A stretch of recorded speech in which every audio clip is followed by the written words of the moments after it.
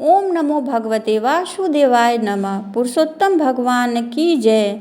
आज हम सुनेंगे पुरुषोत्तम मास महात्म कथा अध्याय 10 का श्रवण करते हैं। उस दुखी कन्या ने महर्षि दुर्वासा ऋषि के सामने अपना दुख प्रकट किया। तब दयालु मुनि ने उनके कल्याण के लिए एक अत्यंत गुप्त और महान उपाय बताया। उन्होंने कहा कि शीघ्र ही आने वाला पुरुषोत्तम मास सभी मासों में श्रेष्ठ है और इसमें किया गया दान, स्नान, जप और भगवान की पूजा असंख्य गुना फल देने वाली है। उन्होंने समझाया कि इस पवित्र मास में केवल एक बार तीर्थ स्नान करने से उतना ही पुण्य प्राप्त होता है वह जितना हजारों वर्ष तक तप और गंगा स्नान करने से मिलता है। यह भगवान स्वयं श्री कृष्ण को अत्यंत प्रिय है और इसमें की गई भक्ति से मनुष्य की सभी मनोकामनाएं पूर्ण होती है। दुर्वासा ऋषि ने अपना जीवन का एक प्रसंग भी बताया कि किस प्रकार उन्होंने क्रोध में होकर राजा अभरीश को नष्ट करने का प्रयास किया, लेकिन भगवान के सुदर्शन चक्र ने स्वयं संकट में पड़ गए। तब इस पुरुषोत्तम मास के प्रभाव से ही वे इस भयंकर संकट से बच सके। इस प्रकार उन्होंने कन्या को दृढ़ता से इस मास के व्रत करने का उपदेश दिया, लेकिन उस कन्या ने मुनि के वचनों को स्वीकार नहीं किया। उसने तर्क करते हुए कहा कि अन्य मास जैसे कार्तिक, वैशाख आदि तो महान है, फिर यह मलमास कैसे श्रेष्ठ हो सकता है।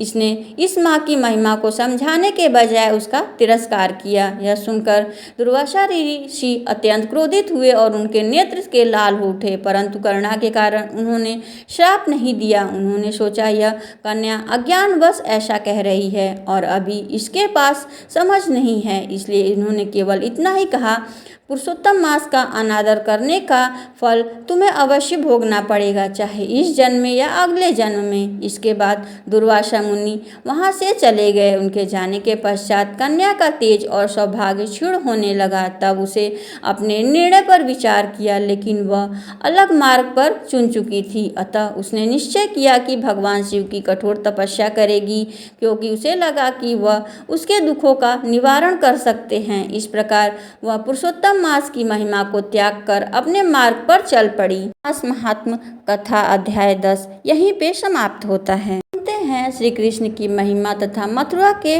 महात्म का वर्णन। शिव जी ने कहा, देवर्षि महर्षि वेद व्यास ने विष्णु भक्त महाराज अभरीश से इस रहस्य का वर्णन किया, वहीं पे मैं तुम्हें बतला रहा हूँ। एक समय की बात है, राजा अभरीश बद्रिका आश्रम में गए। वहाँ परम जितेंद्रिय महर्षि वेदव्यास विराजमान थे। राजा विष्णु धर्म को जानने की इच्छा से महर्षि को प्रणाम करके उनका स्तुति करते हुए कहा, आप भगवान, आप विषयों में विष्णु भगवान के बारे में आप हमें बताइए। मैं आपको बारंबार नमस्कार करता हूँ। हे प्रभु, परम उद्देश्य शून्य, सांसद, सच्चिदानंद स्वरूप और ब्रह्मा के नामों से प्रसिद्ध है, जिन्हें आकाश कहा जाता है, जो भौतिक जड़ों से आकाश सर्वदा विलक्षण है, जहाँ रोगी व्याधिक प्रवेश नहीं करते हैं, जिसका साक्षात करके मुनिगण भवसागर में पार हो जाते हैं। उस अभ्यक्त परमात्मा मेरे मन की नित्य स्थिति कैसी हो। वेद व्यास जी ने कहा, राजन, तुम अपने अत्यंत गोपनीय प्रश्न किया है, जिसे आत्मानंद के विषय में मैं अपने पुत्र सुखदेव को भी कुछ न बता था, वही आज मैं तुमको बता रहा हूँ, क्योंकि तुम भगवान के प्रिय भक्त हो। पूर्व काल में सारा विश्वमंडल जिसके रूप में रहकर अव्यक्त अविकारी स्वरूप में प्रतिष्ठित था, उसी समय परमेश्वर रहस्य का वर्णन किया जाता है। सुनो, प्राचीन समय में फल फूल पत्र जल वायु का आहार करके कई वर्षों तक भारी तपस्या की, जिसमें भगवान मुझ पर प्रसन्न हुए। उन्होंने अपने ध्यान लगे रहने वाले मुझ पर भक्त से कहा, हे महामंत, तुम कौन सा कार्य करना अथवा किस विषय में जानना चाहते हो? मैं प्रसन्न हूँ, तुम मुझसे कोई वर मांगो। संसार बंधन अभी तक रहता है, जब तक मेरी साक्षात नहीं होता, तब यह तुमसे सच्ची बात बता रहा हूँ। यह सुनकर मेरे शरीर में अत्यंत आनंद हो गया। मैंने कृष्ण से कहा, मधुसूदन, मैं आप ही के तत्व का यथार्थ साक्षात करना चाहता हूँ। नाथ, जो इस जगत के पालक, प्रशाकस, उपनिषदों और सत्य स्वरूप ब्रह्मा बताया गया है, आप ही वही अद्भुत रूप मेरे समक्ष प्रकट करो, यही मेरी प्रार्थना है। श्री भगवान ने कहा, महर्षि, मुझे प्रकृति कहती है, कोई पुरुष, कोई ईश्वर मानता है, कोई धर्म। किन्हीं किन्हीं के मत में मैं सर्वदा भय रहित मोक्ष स्वरूप कोई भाव मानते हैं, जो कोई भी कल्याण सदाशिव बताते हैं। इस प्रकार दूसरे लोग मुझे वेदांत प्रतिपादित अद्वितीय सनातन ब्रह्मा मानते हैं, किंतु वास्तव में तो सत्ता स्वरूपा निर्विकार सत्यजित और आनंद जिनका विग्रह है और वेदों में जिनका रहस्य छिपा हुआ है, आप वह परमार्थी स्वरूप आज मुझे तुम्हारे सामने प्रकट करता हूँ। देखो राजन, भगवान इतना कहते हैं कि मुझे एक बालक दर्शन हुआ है, जिसका शरीर की क्रांति नील मेघों के समान श्याम वर्ण है, जो गोप कन्याओं तथा ग्वाल बालों से घिरकर हंस रहा है। वे भगवान श्याम सुंदर थे, जो पीत वस्त्र धारण कर कदम की जड़ों पर बैठे हुए थे। उनकी झांकी अद्भुत थी। उनके साथ नूतन पल्लव से अलकृत वृंदावन नाम वाला वन की दृष्टि ओर बना हुआ था। इसके बाद मैं नील कमल की आभा धारण करने वाली कालिंद कन्या जमुना के दर्शन किए। फिर गोवर्धन पर्वत पर दृष्टि पड़ी, जिसे श्री कृष्ण बलराम इंद्र का घमंड चूर करने के लिए अपने हाथों से उठाया। वह पर्वत गौ और गोपालों को सुख देने वाला है। गोपाल और श्री कृष्ण अबला साथ बैठकर बड़ी प्रसन्नता के साथ बैठकर आभूषण दे रहा है। उनके दर्शन करके मुझे बड़ा हर्ष हुआ है। तब वृंदावन विचरण करके भगवान से मुझसे कहा, हे मुनि, जो तुमने दिव्य सनातन दर्शन किया है, यह मेरे निष्कय शांत और सच्चिदानंद पूर्ण विग्रह है। कमल लोचन स्वरूप से बढ़कर दूसरा कोई उत्कृष्ट तत्व नहीं है। वेद इसी स्वरूप वर्णन करते हैं। यही कारण है कि यह सत्य और परमानंद स्वरूप चिदानंद सनातन और शिव तत्व हैं। तुम मेरी मथुरापुरी का नित्य समझो। यह वृंदावन, यह यमुना, ये गोप कन्याएं, ग्वाल बाल सभी नित्य हैं। यहाँ मेरा अवतार हुआ है, यह भी नित्य है, इसमें संशय न करना। राधा मेरी सदा की प्रियतमा है। मैं सर्वज्ञ परमात्मा, सर्व काम सर्वेश्वर, सर्वानंद परमेश्वर हूँ। मुझे ही यह सारा विश्व जो माया का विलास मात्र है प्रतीत हो रहा है। तब मैंने जगत के कारणों के लिए भगवान से कहा, भगवान, ये गोपियाँ और ग्वाल कौन है? तब यह वृक्ष कैसा है? तब वो बड़े प्रेम से बोले, मुनि, गोपियाँ श्रुति समझो। देव कन्याएं भी इनके स्वरूप प्रकट हुई हैं, तपस्या के करने लगे। मुनि, इन ग्वाल बालों के रूप में दिखाई दे रहे हैं, ये आनंदमय विग्रह है। यह कदम कल्प वृक्ष है। ये परमानंदमय कृष्ण एकमात्र आश्रय है, जो यह पर्वत भी आनंद काली से मेरा भक्त है, इसमें तत्कालीन भी संदेह नहीं है। अहो, इतने आश्चर्य की बात है कि दुष्चित वाले मनुष्य मेरी उत्कृष्ट सनातन मनोकामना पूर्णी, जिस पर देवराज इंद्र, नागराज, अत्यंत बड़े बड़े मुनि भी स्तुति करते हैं, नहीं जानते कि काशी आदि अनेक मोक्षदायिनी पुरियाँ विद्यमान है। यद्यपि उनकी मथुरापुरी भी धन्य है, क्योंकि अपने क्षेत्रों में जन्म और उपनय, मृत्यु, दाह संस्कार, इन चारों के कारणों से मनुष्य को मोक्ष प्राप्त होता है। जब तब साधी साधनों से मनुष्य अंततः शुभ संकल्प से युक्त हो जाते हैं, वे निरंतर ध्यान रूपी धन का संग्रह करने लगते हैं, तभी इनके मथुरा प्राप्ति होती है। मथुरावासी धन्य हैं वे देवता जीव मानवीय हैं, उनकी महिमा का वर्णन हो सकती है। मथुरावासी जो दोष है वे नष्ट हो जाते हैं, उनके जन्म लेने और मरने का दोष भी नहीं देखा जाता है। वो निरंतर मथुरापुरी का चिंतन करते हैं। वे निर्धन होकर भी धन्य हैं, क्योंकि मथुरा में भगवान भूतेश्वर निवास करते हैं, जो पापियों को भी मोक्ष प्रदान करने वाले हैं। देवता श्रेष्ठ भगवान भूतेश्वर मुझे सदा ही प्रिय हैं, क्योंकि मेरी प्रसन्नता के लिए कभी भी मथुरापुरी का परित्याग नहीं करते। जो भगवान भूतेश्वर को नमस्कार और उनका पूजन स्मरण नहीं करता, वह मनुष्य दुराचारी और मेरे परम भक्त शिव का पूजन भी नहीं कर सकता। उस पापी को किसी तरह से मेरी भक्ति नहीं प्राप्त होती है।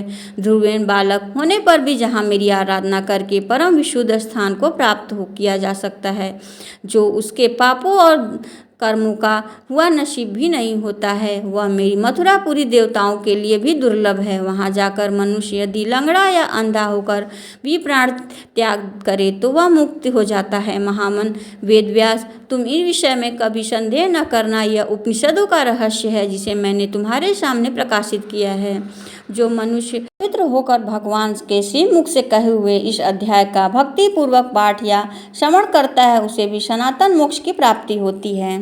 प्राचीन काल की बात है, एक नगर में एक ब्राह्मण दंपति रहते थे। उन्हें कोई संतान नहीं थी, जिससे वे अत्यंत दुखी रहते थे। हर बार की तरह इस बार भी वह ब्राह्मण वन में पूजा करने के लिए चले गए। वहां बैठकर उन्होंने विधि विधान से पूजा की और पूजा के बाद हनुमान जी से पुत्र प्राप्ति की प्रार्थना की। उधर ब्राह्मण के घर पर ब्राह्मणी भी पुत्र प्राप्ति के लिए हर मंगलवार व्रत रखती और वह प्रत्येक मंगलवार के व्रत के अंत में बजरंगबली को भोग लगाकर तभी भोजन ग्रहण करती। एक दिन किसी कारण ब्राह्मणी ना तो भोजन बना पाई और ना हनुमान जी को भोग लगा पाई। तब उसने प्रण किया कि वह आने वाले अगले मंगलवार को हनुमान जी का भोग लगाकर ही ग्रहण करेगी। भूखे प्यासे 6 दिन बीतने के बाद जब मंगलवार आया तब वह अत्यंत निर्बल होने के कारण वह ब्राह्मणी बेहोश होकर गिर पड़ी। कि इस निष्ठा, त्याग, सच्ची लगन और भक्ति को देख हनुमान जी प्रसन्न हो गए। वे प्रकट हुए और ब्राह्मणी को दर्शन देकर कहा वे उसकी भक्ति से अत्यंत प्रसन्न हैं और उसके पुत्र की प्राप्ति का वर देते हैं। वरदान देते समय हनुमान जी वही अंतर ध्यान हो गए। कुछ समय के बाद ब्राह्मणी को एक दिव्य पुत्र की प्राप्ति हुई। अपार हर्ष के बाद उसने उस बालक का नाम मंगल रखा। कुछ दिनों के बाद जब ब्राह्मण घर लौटा तब उसने उस बालक को देखा तो आश्चर्य से पूछा, यह बालक कौन है? जब ब्राह्मणी ने पूरी कथा सुनाई तो ब्राह्मण ने उसकी बातों पर विश्वास नहीं किया। वह इसे छलपूर्ण मानने लगा। एक दिन अवसर मिलने पर ब्राह्मण ने उसके बालक को कुएं में गिरा दिया। घर लौटने पर जब ब्राह्मणी ने पूछा पुत्र मंगल कहाँ है, तभी पीछे से मंगल मुस्कुराते हुए आ गया। उसे सकुशल देखकर ब्राह्मण चकित रह गया। उसी रात हनुमान जी ने स्वप्न में आकर ब्राह्मण से कहा, मैं वह बालक मेरे वरदान स्वरूप ब्राह्मणी को प्राप्त हुआ है। यह सत्य जानकर ब्राह्मण अत्यंत प्रसन्न हुआ।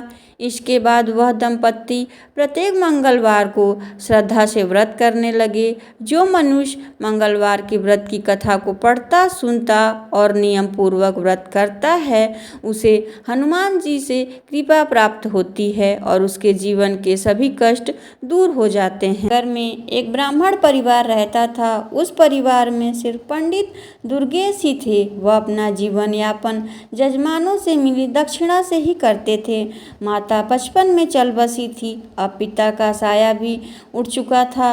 सुबह खाना बनाकर खाते, फिर काम पर चले जाते। शाम को वापस आने के बाद आराम भी नहीं करते और आते ही खाना बनाने में जुट जाते। मोहल्ले वालों ने अपने प्रयासों से पंडित जी का विवाह एक गरीब कन्या से करा दी। अब दुर्गेश खुश थे। अब उन्हें सुबह शाम बना हुआ खाना मिलता।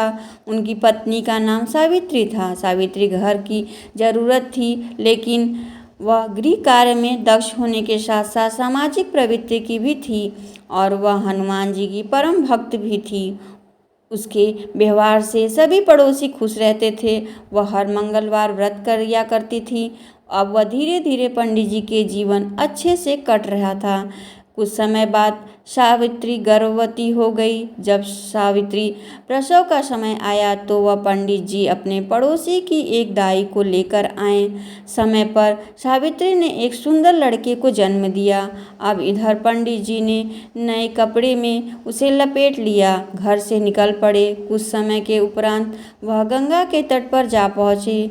दुर्गेश ने उस बच्चे को अपने दोनों हाथ में लेकर गंगा जी में 3 बार डुबकी लगाई। फिर पंडित दुर्गेश ने उसके कान में कोई मंत्र फूंक मारी। लड़के से दुर्गेश की बात होने लगी। पंडित जी ने उस बच्चे से पूछा, बताओ आप मेरे कर्जदार हो या मैं आपका कर्जदार हूँ? मैं कितना कर्जदार हूँ? बच्चे ने कहा, मेरे 50 आपके ऊपर हैं, आपने दिए नहीं थे। आपके बच्चों ने भी आपका कर्ज नहीं चुकाया था। इतना सुनकर पंडित दुर्गेश ने उसे 50 रुपये दिए और बोले, आपका और मेरा हिसाब चुकता हो गया। तब बच्चे ने कहा, हाँ हिसाब पूरा हुआ। यह बात सुनकर दुर्गेश ने कोई मंत्र पढ़ा, उसके उल्टे कान में फूंक दिया और उसे गंगा जी में प्रवाहित करके अपने घर चले आए। उसके उल्टे कान में फूंक मारी और उसे गंगा जी में प्रवाहित करके अपने घर चले आए। उसने अपनी पत्नी सावित्री को यह कहकर समझा दिया कि उसका मेरे ऊपर कर्ज था, मैंने उसे वापस कर दिया। अगर मैं ऐसा नहीं करता तो वह पता नहीं कब हमारे यहाँ से जाता। उस समय हमें बहुत दुख होता। अब सावित्री अपने पति दुर्गेश की बातों से पूर्ण संतुष्ट थी। जब सावित्री दोबारा से गर्भवती हुई, समय पर एक सुंदर पुत्र को जन्म दिया, दुर्गेश ने उसके साथ भी वही करना शुरू कर दिया। वह बच्चे को एक सफ़ेद चादर में लपेट करके गंगा घाट पर चल पड़ा। वहां पहुंचकर गंगा में घुस गया और बच्चे को गंगा जल से 3 बार डुबकी लगाई। उसके कान में मंत्र फूंक मारी और बच्चे से पूछा, हाँ भाई, गंगा मैया के अंदर हैं हम। अब तुम बताओ कि मैं तुम्हारा कर्जदार हूँ या तुम मेरे कर्जदार हो, और कितने हो? तब बच्चे ने कहा, आपका मेरे ऊपर 100 रुपये का कर्ज बकाया है। अब दुर्गेश ने उससे कहा, देखो भाई, हम गंगा जी में खड़े हैं और वचन देते हैं कि हम आपको अपने कर्ज से मुक्त करते हैं। मेरा और आपका सब हिसाब बराबर है। उसने कहा, ठीक है, जब आप वचन दे रहे हैं तो ठीक है। इतना कहकर दुर्गेश ने उसके उल्टे कान में फूंक मारी और बच्चे को पूर्ण अवस्था में उसको गंगा जी में प्रवाहित कर दिया। यह सब करके वह वापस अपने घर पहुंचा और पत्नी सावित्री से बोला, मुझे खाली हाथ देखकर बच्चे के बारे में जानने की इच्छा होगी तो सुनो, उस पर हमारे 100 रुपये का कर्ज था। हमने उसे गंगा में वचन दिया है और उसे ऋण मुक्त कर दिया। हम नहीं चाहते कि आगे चलकर वह हमें तड़पा कर जाए। अब सावित्री ने पूछा, ऐसा कैसे? पंडित जी कहने लगे, जब से तुम मेरे घर आई हो तुमने देखा नहीं, पंडिताई करके जो कुछ मिलता है उसके बचत नाम मात्र होती है, पर होती तो है। सुबह हमारे 100 जल्दी ही करके हमें रुला कर चला जाता और हम आजीवन उसी के दुख में जीते रहते। जब हमें उसे ऋण चुकाकर भेज दिया, अभी मुँह भी नहीं था, तो दुख कैसा? पंडित जी की बातें सुन सावित्री चुप हो गई और उसके पास कोई विकल्प भी नहीं था। फिर भी सावित्री को दुख बहुत हुआ। वह अपनी व्यथा किसी से नहीं कह सकती, लेकिन अंदर ही अंदर टूट जरूर रही थी। अब वह पहले जैसे हंसमुख नहीं रही। उसका कमल सा चेहरा मुरझाने लगा। एक दिन एक बुढ़िया ने, जो उसकी पड़ोसन थी, उससे कारण जानना चाहा।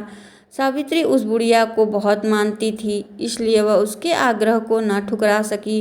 वह अपनी आप बीती उसे बताई। बुढ़िया कहने लगी, देखो सावित्री, हमारा राजा बहुत दयालु है और हम सबकी सुनता है। कल तुम मेरे साथ चलना और राजा को सब बता देना। सावित्री ने उससे कहा, ठीक है माँ जी। अगले दिन जैसे ही दुर्गेश अपने काम पर गया तो पड़ोसन बुढ़िया आई और कही, चलो चलो सावित्री, अब चलो। अब सावित्री तो तैयार बैठी ही थी। वह राजा के पास दरबार में गई और वहां पहुंचने के बाद राजा से उस सारी बातें सुनी और बातें सुनकर राजा ने बुढ़िया से कहा, अब यह जिम्मेदारी तुम्हारी है कि आगे जब इसके बच्चा होने को हो तब तुम मुझे सूचना देना। और सावित्री से कहा, सावित्री, तुम भूल मत जाना, इस बुढ़िया को याद से मेरे पास भिजवा देना। इसी आशा में दोनों अपने घर आईं। सावित्री और पड़ोसन बुढ़िया राजा से आश्वासन मिलने के बाद निश्चिंत हो गए। बुढ़िया तो पूरी तरह से आश्वस्त थी, लेकिन सावित्री अपने दोनों संतानों के बारे में सोचकर सिहर जाती, जिसके मुंह भी उसने अच्छी तरह से नहीं देखा। पर पंडित दुर्गेश को कोई दुख नहीं था। वह जो कर रहा था वह अपने भविष्य को सोचकर कर रहा था। दुर्गेश अब अपने असीम प्रेम और स्नेह से सावित्री को महान दुख से उबार लिया। अब दोनों में परस्पर प्रेम की धारा बहने लगी। सावित्री फिर से हनुमान जी से पूजा अर्चना करने लगी। इसी से यह प्रताप हुआ कि सावित्री तीसरी बार गर्भ धारण किया। सावित्री ने अपने पड़ोसन बुढ़िया के माध्यम से राजा को यह संदेश भिजवा दिया। राजा ने उसको समझा दिया कि चिंता मत करना, जब प्रसव होने वाला हो तो मुझे सूचित कर देना, मैं सब कुछ अपने आप देख लूँगा। सावित्री खुशी खुशी साथ पिछली यादों से परेशान थी। वह हर समय तीसरा संतान की चिंता में डूबी रहती थी। समय समय पर उसकी पड़ोसन आकर उसे समझा जाती। धीरे धीरे गर्भावस्था पूर्ण हुआ और प्रसव का भी समय आया। सावित्री ने दुर्गेश से कहा, आ पड़ोसन वाले बुढ़िया माँ को मेरे पास छोड़कर दाई को बुला लाओ। पंडित जी पड़ोसन बुढ़िया को अपने घर पत्नी के पास छोड़कर दाई को बुलाने चले गए। सावित्री ने बुढ़िया से कहा, माँ जी आप राजा को खबर दे दो, इसलिए मैंने आपको पहले ही बुला दिया। जब तक दाई आई तब तक राजा भी भेष बदलकर दुर्गेश के घर पहुंचा। इधर उधर टहलने लगा। कुछ समय पश्चात शिशु के रोने की आवाज़ आने लगी। तब पंडित जी अंदर गए, एक साफ नए कपड़े में उसे लेकर घर से निकल गए। जब राजा ने दुर्गेश को बाहर निकलते देखा तो राजा भी उसके पीछे पीछे निश्चित दूरी बनाकर चलने लगे। कुछ समय पश्चात दुर्गेश गंगा तट पर पहुंचा और बच्चे को लेकर वह गंगा में घुस गया। कमर तक जल में जाकर रुक गया। अब दुर्गेश बच्चे को 3 बार डुबकी लगाई और सीधे कान में एक और अब दुर्गेश बच्चे को 3 बार डुबकी लगवाई। उसके सीधे कान में एक और उसके सीधे कान में कोई मंत्र फूंक मारा। अब बच्चा से बात करने में सक्षम था। तब दुर्गेश से उससे पूछा, बताओ मेरा कर्ज आपके ऊपर है या आपका कर्ज मेरे ऊपर है और कितना है? तो बच्चा कहने लगा, आपके ऊपर मेरा 0 कर्ज है जिसे मेरे बच्चों ने नहीं दिया है। दुर्गेश ने अपनी तसल्ली के लिए पुनः बच्चे से पूछा, देख लो हम गंगे में खड़े हैं, सच सच बताना नहीं तो गंगा पाप लगेगा। यह सुनकर बच्चे ने कहा, मैं सच सच कह रहा हूँ, मेरे ऊपर आपका 0 कर्ज है। पंडित जी ने बच्चे के उल्टे कान में फूंक मारा। बच्चा अपनी असली रूप में आकर रोने लगा। अब राजा दूर से यह सारा दृश्य देख रहा था। अब दुर्गेश ने बच्चे को गंगा में डुबकी लगाना शुरू कर दिया। राजा कुछ करता इससे पहले ही दुर्गेश 3 डुबकी पूरी करके बच्चे को कपड़े में लेकर जल से बाहर निकलकर किनारे पर आ गया। अब पंडित जी बच्चे को लेकर अपने घर की तरफ चल दिए। राजा के मन में यह जानने की उत्सुकता बढ़ी जा रही थी कि आखिर उसने पहले 2 बच्चे को गंगे में प्रवाहित क्यों किया। अतः राजा ने अपने असली रूप में आकर दुर्गेश को रोक लिया। दुर्गेश ने राजा को देखकर उसको सलामी दी। तो राजा ने दुर्गेश से पूछा, ये बताओ कि तुम अपने दोनों बच्चे को गंगा में प्रवाहित करके क्यों आए? दुर्गेश कहने लगा, महाराज इस बात को अच्छी तरह से जानते हैं कि एक पंडित को पंडिताई से क्या मिलता है। किसी ने 1.25 आने दे दिया तो किसी ने थोड़ा बहुत अनाज दे दिया, कुल मिलाकर पेट पूजा हो जाती है। तो पैसा बचाना तो दूर की बात है। इसलिए मैंने अपने विद्या से उन दोनों बच्चों से पूछ लिया कि उन पर मेरा कितना कर्ज है। उसका मुझ पर तो पहले बच्चे ने का कर्ज मेरे ऊपर था, दूसरे का मेरे ऊपर कुछ था, पर वह इतना था कि वे दोनों ही हमें छोड़कर चले गए। हमारी तो कमर ही टूट जाती। इसलिए उन दोनों को के हिसाब चुकता करके वही गंगा में प्रवाहित कर दिया। राजा ने फिर इससे क्यों बचाया? पंडित दुर्गेश कहने लगे, इस पर मेरा 500 है। उम्मीद है यह हमारा अंतिम संस्कार अपने हाथों से ही करेगा। राजा पंडित की बातें सुनकर आश्चर्यचकित हुआ। साथ ही यह जानकर तसल्ली भी हुई कि जैसे भी सही सावित्री को अपना बच्चा तो मिल जाएगा। दुर्गेश बच्चे को लेकर घर पहुंचा और यह देखकर सावित्री मन ही मन राजा को धन्यवाद करने लगी। दुर्गेश अपनी पत्नी से कहा, लो यह हमारा पूरा जीवन काट देगा, हमारा अंतिम संस्कार भी कर देगा। अब पंडित जी के घर में खुशियाँ आने लगी। पंडित जी अपने सामर्थ्य के अनुसार एक प्रतिभोज भी किया। पंडित जी ने उसका नामकरण किया। जन्म ग्रह नक्षत्र के हिसाब से उसका नाम प्रथम च से था। अब अपने बच्चे का नाम चंद्रदेव रखा। मेष राशि अश्विनी नक्षत्र में जन्मे इस जातक की कुंडली बहुत ही भाग्यशाली थी। उसकी भाग्य की रेखा बहुत ही प्रबल थी। उसके जीवन में धन अभाव तो था ही नहीं। चंद्रदेव के जन्म के बाद पंडित जी अच्छे दिन शुरू हो गए। पहले पंडित जी को भर पोषण के लिए बड़ी मशक्कत करनी पड़ती थी, लेकिन अब उसका गुजारा अच्छे से होने लगा।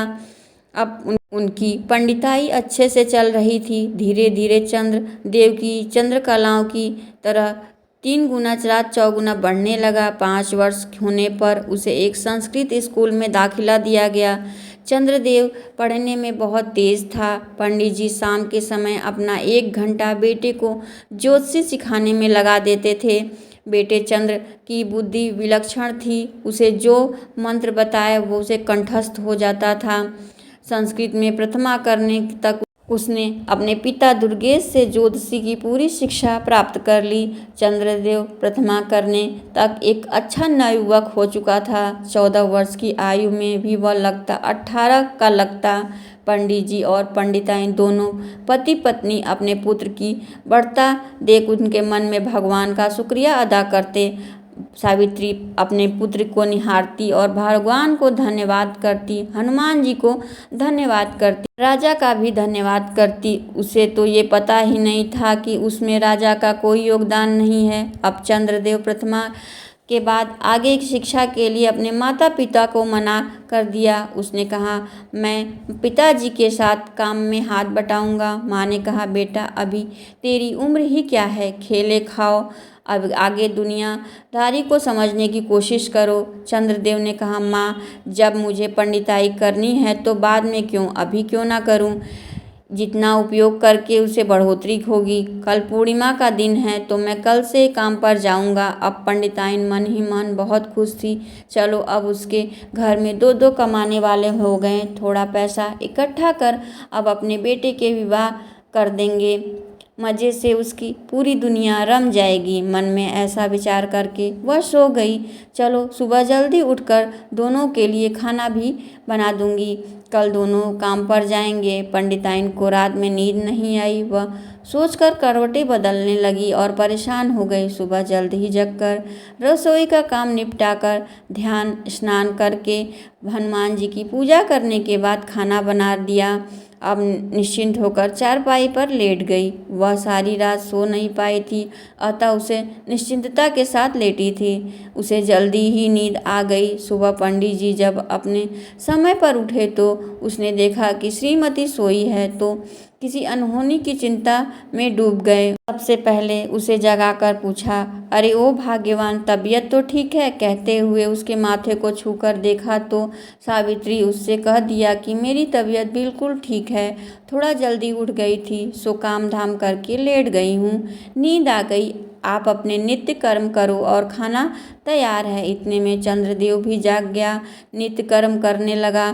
दोनों पिता पुत्र तैयार होकर सावित्री ने दोनों को आसन लगाकर खाना परोसा। दोनों ने खाना खाकर दोपहर के साथ अपने काम पर निकल पड़े। चंद्रदेव का पहला दिन था तो उसे कोई यजमान ऐसा नहीं मिला जो उसकी सेवा वह कर सके। धीरे धीरे शाम होने आई।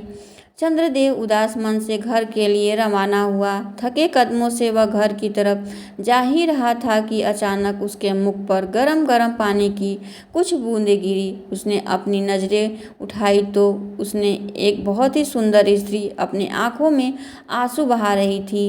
उसी के आंसू की बूंदें चंद्रदेव के ऊपर गिरी। चंद्रदेव रुक गया और उससे पूछने लगा, आपको क्या दुख है, मुझे बताओ, हो सकता है मैं आपकी कोई मदद कर सकता हूँ। ऊपर से उस स्त्री ने देखा एक नौजवान लड़का छापे छापे राम के पीताम्बर डाले नीचे खड़ा है।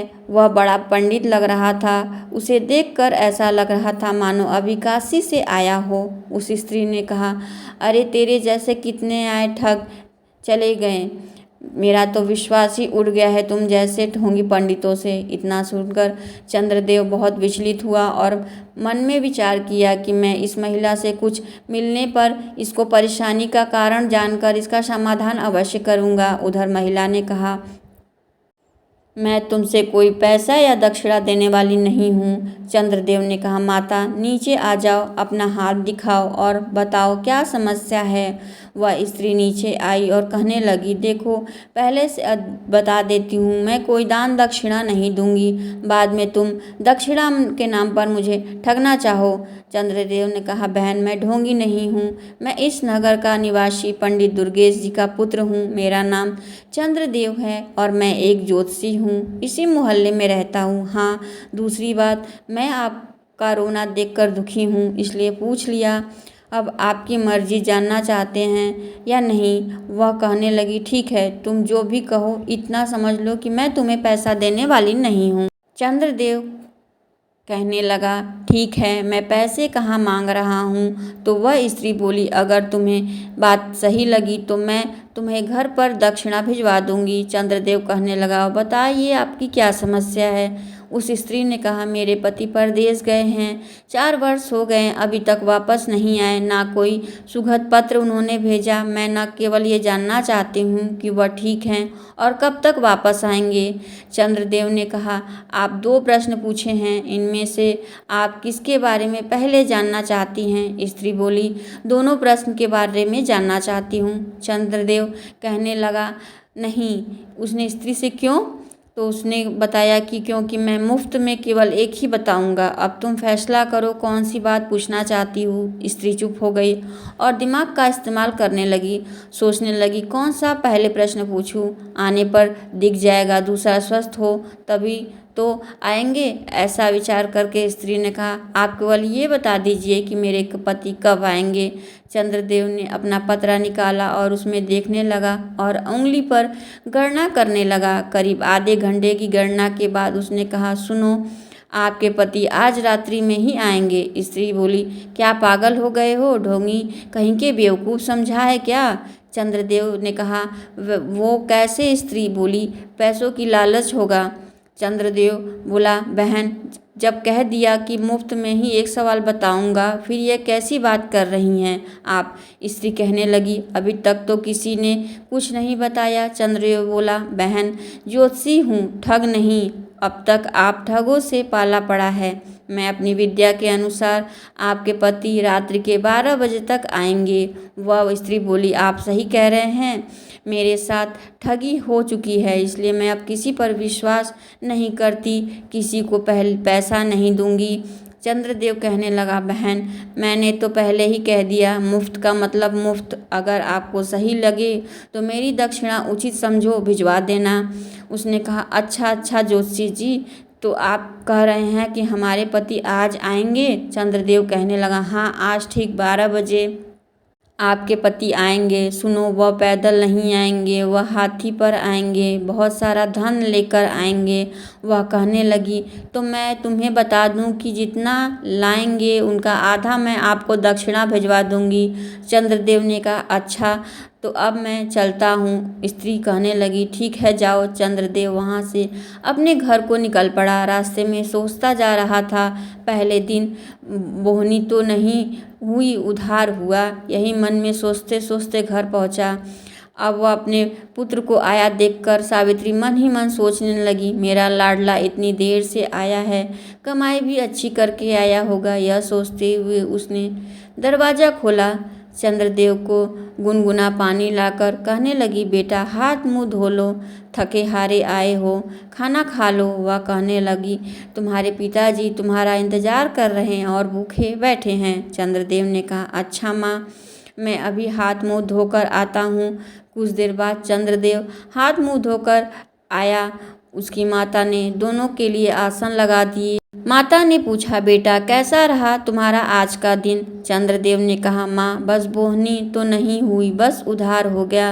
माँ कहती है, अभी खेल कूद लो, अभी तेरे पिताजी कमा रहे हैं, पर तूने जिद कर दी, सारा दिन ऐसे ही भटकता रहा। चल, उधार किया तो उसे क्या पता आया कि आएगा। इन्हीं बातों के चलते खाना हो गया, सब लोग खा कर सो गए। इधर वो स्त्री थी, वह अपने पति के इंतज़ार करने लगी। इंतज़ार करते करते रात के ठीक 12 बजे आए और सच में उसका पति हाथी पर बैठकर घर आ गया। उसने दरवाज़ा खोला और उसकी पत्नी दरवाज़ा खोला और यह सोचकर कि बड़ी प्रसन्नता हुई कि वाकई में वह लड़का बड़ा ज्योतिषी है, इसे इनाम देना चाहिए। इसके लिए उसने पति से कहा, जाओ, सबसे पहले पंडित दुर्गेश के घर जाओ और उसे इनाम दो, उसी की वजह से मुझे पता चला कि तुम आने वाले हो। उसके बाद घर में कदम रखना।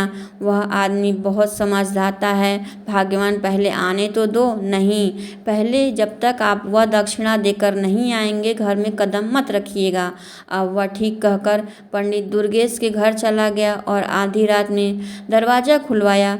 पंडिताइन को एक थाली सोना चांदी जवाहरात देकर कहा, पंडिताइन यह तुम्हारे बेटे का दक्षिणा है।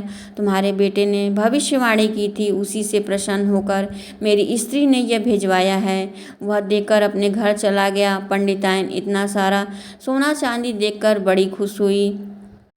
परात को अंदर रखकर डलिया से ढककर वह मन ही मन सोचने लगी, पंडित जी तो बस ऐसे ही कहा, मेरे बेटे ने एक दिन में घर भर दिया। यह कहकर वह सो गई। जब सुबह हुई तो पंडित दुर्गेश अपने नित्य नियम से उठकर देखने लगे, पंडिताइन अभी तक सो रही है। उन्होंने कहा, पंडिताइन आज क्या हुआ, तुम अभी तक सोई हो? इतना सुनते ही पंडिताइन का तेवर चढ़ गया और बोली, बहुत ज़्यादा कमा के लाते हो ना, मेरा बेटा कल पहली बार इतना लाया है कि पूरा घर भर गया है। पंडित जी यह सुनकर चौंक गए और बोले, पंडिताइन तुम क्या बात कर रही? पंडिताइन ने कहा, हाँ सही बोल रही हूँ। तुम्हारे पुत्र ने कल जो उधारी किया था ना, उसे रात में एक जजमान लेके पहुँचा दिया। ये देख लो, एक बारात मुद्राएं हैं। यह देखकर पंडित जी अपने सर पर हाथ धरकर तुरंत जमीन बैठ गए और रोने बिलखने लगे। पंडिताइन यह देखकर पूछने लगी, पंडित जी ने कहा, अरे भाग्यवान, पहले तू अंदर घर के जाकर देख पुत्र जीवित है या नहीं। पंडिताइन आंखें निकालकर देखने लगी। अब वह भागी भागी घर के अंदर गई तो देखा उसका पुत्र मरा पड़ा है। वह जोर जोर से रोने लगी। यह देखकर पंडित जी ने कहा, पंडिताइन मैंने कहा था ना, पूर्व जन्म में उसने अपने सभी कर्जों को चुकाकर हमें मुक्ति पाली, इसलिए हम उसे कमा कर देना चाहते थे। अब तुम हनुमान जी की पूजा करो, अब वही पुत्र को वापस ला सकते हैं। यह सुनकर पंडिताइन बिना अन्न पानी के 1 हफ्ते उपवास करती थी। जब हफ्ता पूरा हुआ तो वह मरणावस्था की हो गई। यह देखकर हनुमान जी बहुत प्रसन्न हुए और बोले, यदि इस ब्राह्मणी को दर्शन नहीं दिया तो सभी भक्तों का विश्वास मुझ पर से उठ जाएगा। यह सोचकर हनुमान जी महाराज पंडिताइन के घर आए और उसके कुटिया में प्रकट हो गए। बोले, पंडिताइन तुमने मंगलवार का व्रत करके मुझे प्रसन्न किया है। तुम लगातार हर मंगलवार का व्रत सही नियम से करती आई हो, मांगो तुम्हें क्या चाहिए। पंडिताइन ने कहा, मुझे सोना चांदी या अन्न धन नहीं चाहिए, मुझे बस मेरा पुत्र चाहिए। हनुमान जी ने कहा, उसके भाग्य में जो लिखा था वही हुआ। पंडिताइन ने कहा, नहीं, पहले ही 2 पुत्र चले गए हैं।